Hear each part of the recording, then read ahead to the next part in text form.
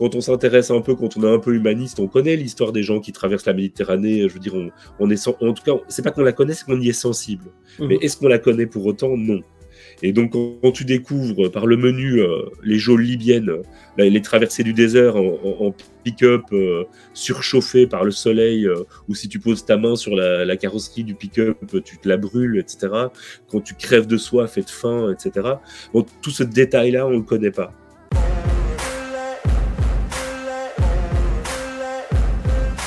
On est sur la plage de Cannes-la-Boca, en plein milieu du mois d'août. C'est le mois où tous les vacanciers sont étalés sur le sable.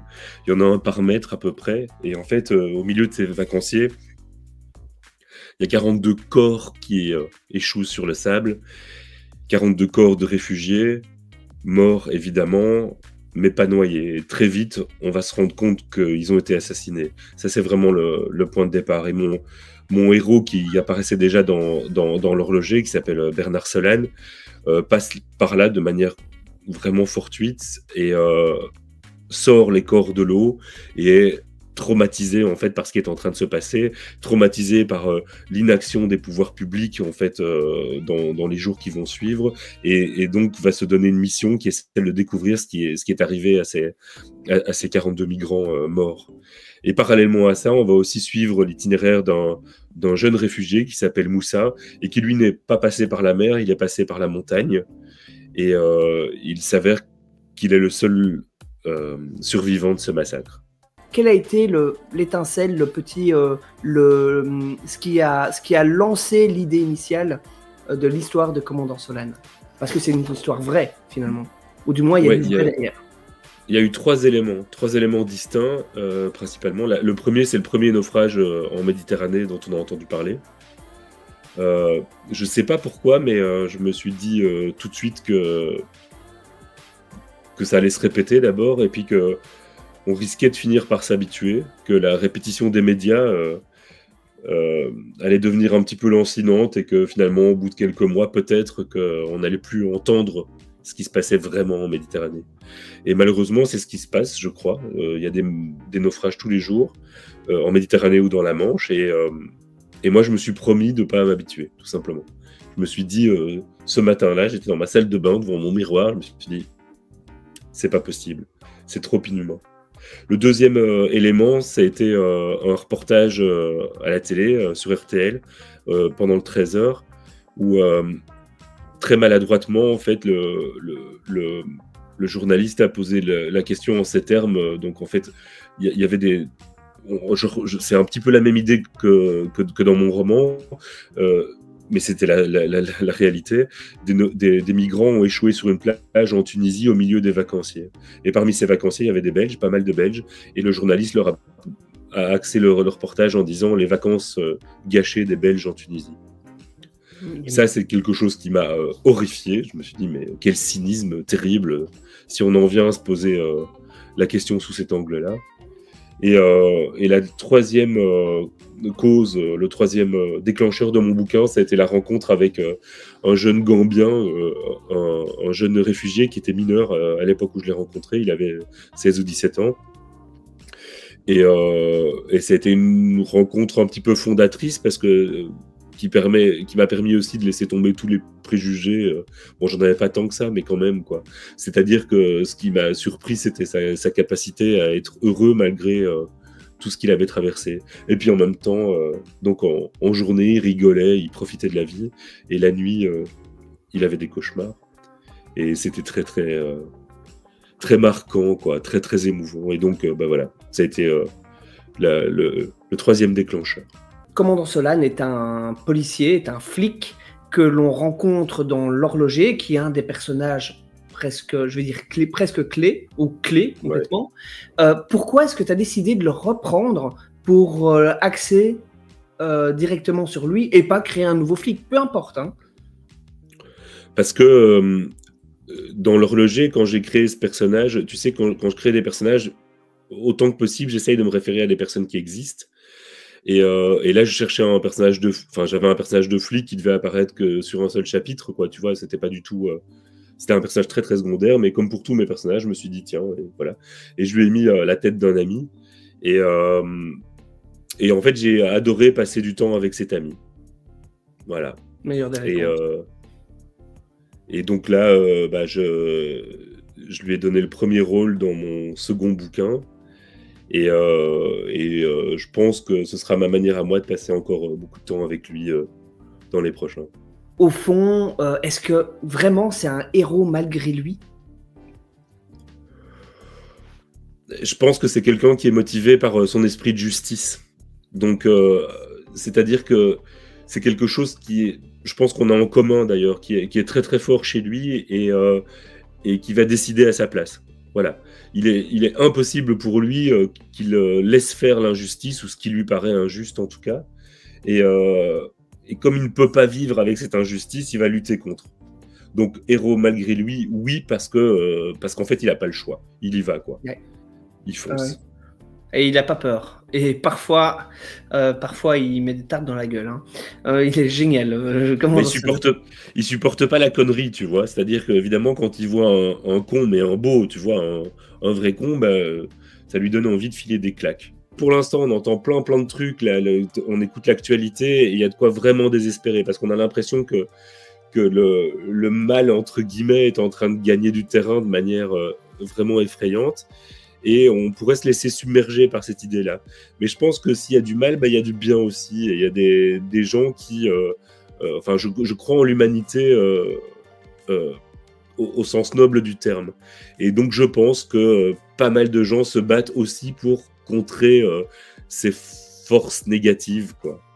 Et moi, j'en connais, j'en ai rencontré... Quand j'ai préparé mon bouquin, j'ai discuté notamment avec des associations qui, dans les Alpes-Maritimes, luttent pour les réfugiés, tu vois, pour les réfugiés mineurs en plus, qui sont vraiment traités comme du bétail, comme des chiens. Ouais. Et ces gens-là se battent, quoi. Et ils s'en prennent plein la tête et au quotidien, eux sont vraiment engagés, tu vois, parce qu'ils payent le prix de cet engagement. Quand on s'intéresse un peu, quand on est un peu humaniste, on connaît l'histoire des gens qui traversent la Méditerranée. Je veux dire, on est en tout cas, c'est pas qu'on la connaît, c'est qu'on y est sensible. Mais est-ce qu'on la connaît pour autant? Non. Et donc, quand tu découvres par le menu les geôles libyennes, les traversées du désert en pick-up surchauffé par le soleil, ou si tu poses ta main sur la carrosserie du pick-up, tu te la brûles, etc. Quand tu crèves de soif et de faim, etc. Bon, tout ce détail-là, on ne le connaît pas. Savoir par quoi ces gens sont passés et se dire que la manière dont on les accueille en France ou en Belgique est inhumaine. Ouais. Voilà. Ils ont vécu l'enfer, ils ont réchappé à tout, ils ont vu leurs proches mourir noyés à côté d'eux, torturés dans les geôles libyennes, et puis nous, on les fait chier avec des histoires de mesquinerie, de toi tu viens pas, etc. Il y a plusieurs voies quoi, qui mènent des réfugiés pour qu'ils arrivent en Belgique ou en France, en Europe en général. Donc il y a la voie des Balkans, la voie de la Libye, etc. Et là, les histoires divergent parce qu'en fait, tout simplement, les gens passent pas du tout par les mêmes endroits. Mais sinon, quand tu prends la voie du Sud, la voie africaine par la Libye et tout ça, là, les histoires sont très similaires. Les histoires sont très similaires et elles sont toutes horribles. Voilà. Il faut savoir que dans ces fameuses geôles libyennes qui sont un enfer sur terre, les gens sont torturés. L'idée est de leur extorquer un maximum d'argent. Donc déjà l'argent qu'ils ont sur eux, ils sont dépouillés assez vite, mais aussi de faire chanter les familles pour que les familles envoient de l'argent pour que les prisonniers soient libérés, quoi. Donc ils torturent les gens, ils filment ça, ils montrent ça aux familles, ils violent les fillettes, les femmes, enfin c'est cauchemardesque. Et tout ça, c'est des histoires maintes fois répétées, c'est pas du tout isolé. La politique aussi joue dans les pays comme ça qui accueillent. J'imagine que tu vas nous en parler, mais il y a des tendances. Il y a des tendances. C'est un axe en fait. C'est ça qui est terrible en fait, c'est qu'on pourrait croire que c'est que l'extrême droite.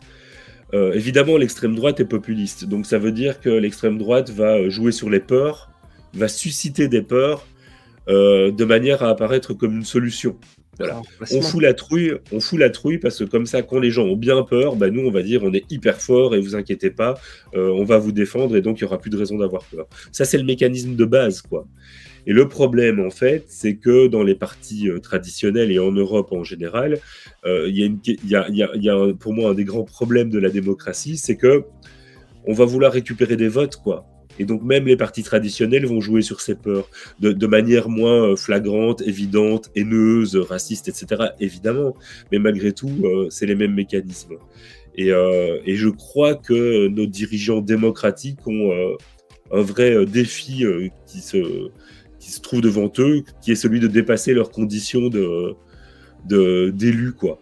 Donc à un moment donné, il faut arrêter de penser à la réélection et il faut penser à plus long terme. Je suis le témoin de mes propres indignations, quoi. Ouais.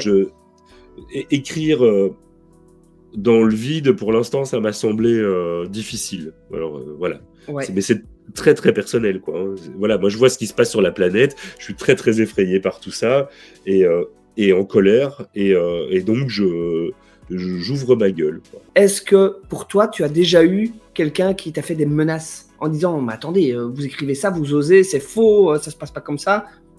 J'en sais rien, j'espère pas. Non, parce que c'est très très pragmatique, tu vois. L'horloger a très bien marché, Solane marche bien aussi, mais je vends pas 1 million de bouquins, donc je suis pas une cible encore, tu vois.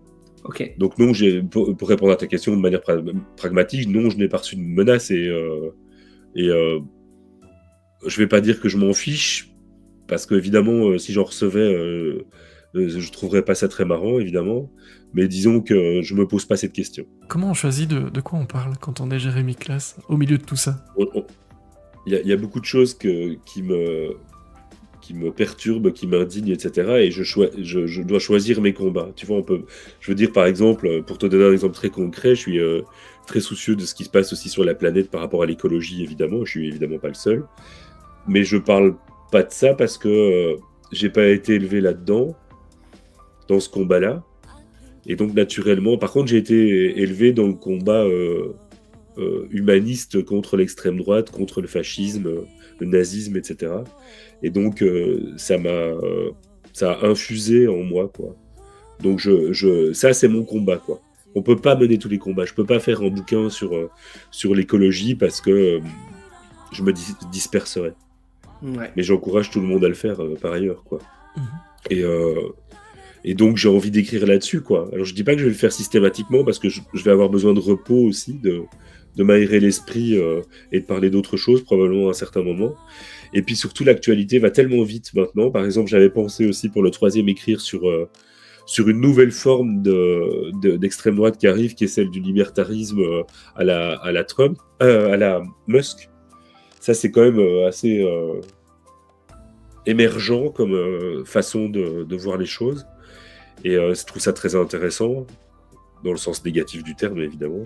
J'avais envie d'écrire là-dessus, mais en fait, ça bouge tellement vite, tous les jours, toutes les semaines, que d'écrire, c'est un temps long, et que j'aurais été dépassé complètement par l'actualité, qui va beaucoup plus vite que moi, et que je pense aussi qu'il y a besoin d'analyser les choses. Mais un jour, j'écrirai là-dessus, je pense. Et tu préfères analyser et écrire après, ou essayer de sortir une boule de cristal, imaginer, ok, comment ce sera dans 5 ans, et essayer de prendre de vitesse l'actu qui va de plus en plus vite. Oui.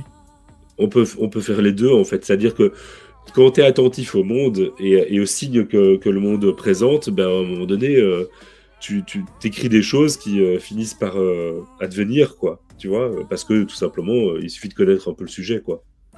Et ça a été le cas pour les milieux suprémacistes aux États-Unis pour l'horloger, quoi. Je parle de ça, et puis il y a les Proud Boys qui attaquent le Capitole.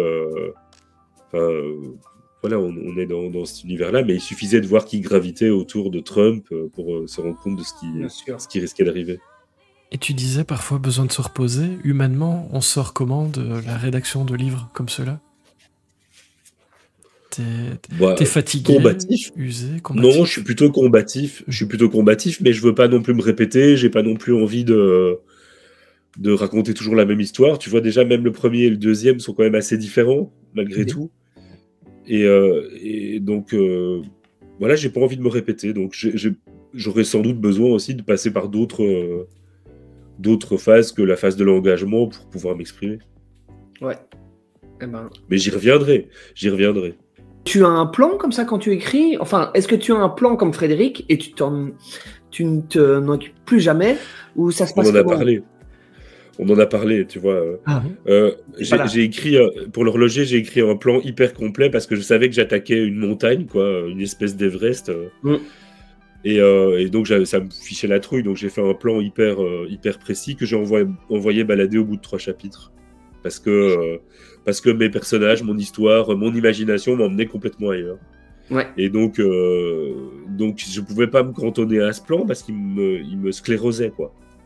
Ouais. Et je me suis rendu compte que le précepte de Stephen King que je n'avais jamais compris jusqu'à ce moment-là, qui était, lui, il fait comme ça, il a 4-5 idées un peu vagues, un peu générales, et il se lance page après page, sans plan.